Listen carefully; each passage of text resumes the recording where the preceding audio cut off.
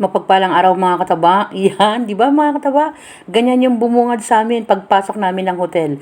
Sa Heritage Hotel yan mga kataba. At yun namang nagbublow ng tuwalya yan mga kataba na inarrange na style cake, bulaklak. Di ba ang ganda mga kataba? Yan, pinapakita natin dyan yung style ng hotel, ano yung mga laman ng hotel mga kataba. Napakagandang hotel naman ng Heritage Hotel.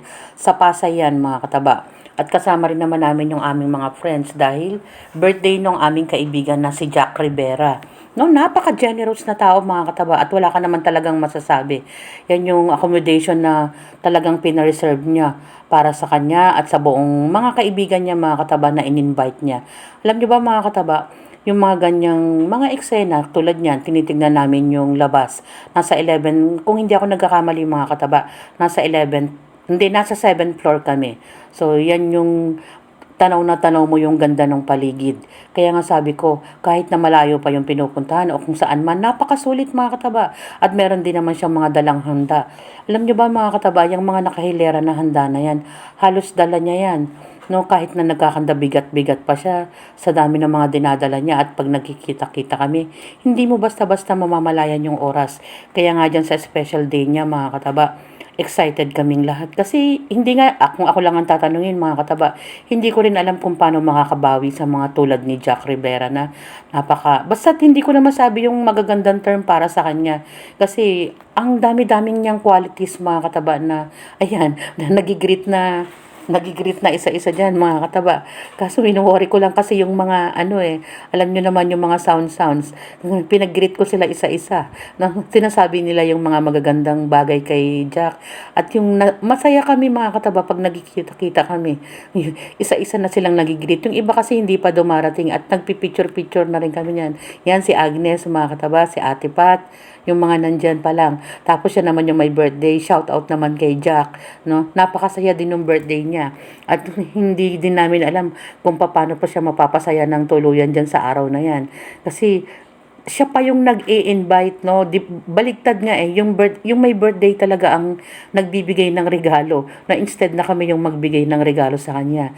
No, halos unti-unti na kasing nagdadatingan yung mga in-invite niya mga kataba. Marami din siyang in-invite at talagang kahit na talagang yung mga araw na dumaan mga kataba, pinaghandaan kasi marami kaming way ng communication para maset yung lakad na yan mga kataba.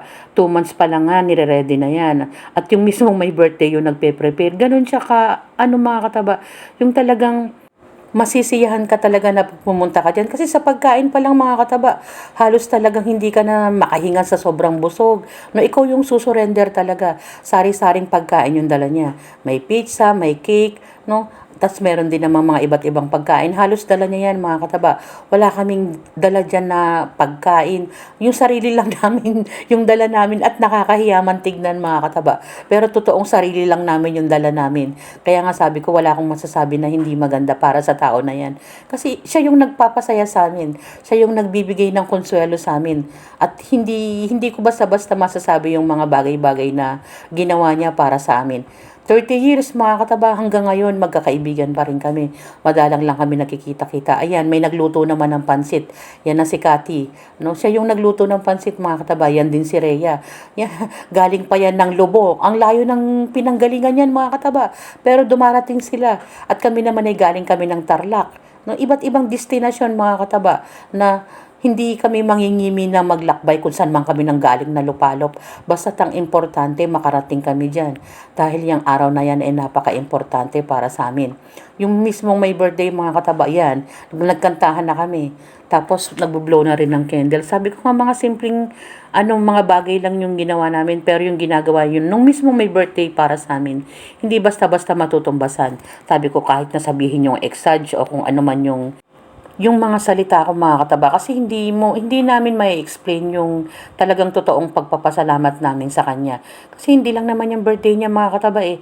Marami na rin kaming mga nilakad na siya rin yun halos na talagang nag-invite sa amin. At napakasaya naman. Kaya nga sa bawat napagyayaya niya mga kataba, hindi kami nangingiming pumunta. Yan, medyo nagpapahinga na sila dyan dahil nakakain na ng kaunti. No, kwentuhan naman dyan mga kataba. Kahit na hindi kami matulog dyan dahil sa haba ng pagkukwentuhan namin. Meron pa kami mga iniintay na kaibigan dyan. Nag-aasaran na rin kami dyan. Ganun kasaya mga kataba. Kita nyo naman, mga nakapost pa sila dyan. Ayun, di ba mga kataba? Yung mga ngiti nila, hindi basta-basta matutumbasan, kumakaway pa yung may birthday. Tingnan nyo, nakarelax na. Kasi sabi ko nga, ako honestly, napakasaya ko talaga pag nagkikita-kita kami. At yung saya na ibinibigay ni Jack sa amin, hindi ko yun basta-basta makakalimutan. Ganun din yung mga kaibigan namin, mga kataba. Yung mga tao na nandyan, si Tess, si Ate Pat, si Agnes, si Helen, o yan, umiikot-ikot muna si Mama Taba. Ipinapakita ko sa inyo yung laman ng room. Kasi inayos na namin ng konti yung mga gamit. Para naman malinis din tignan, mga kataba.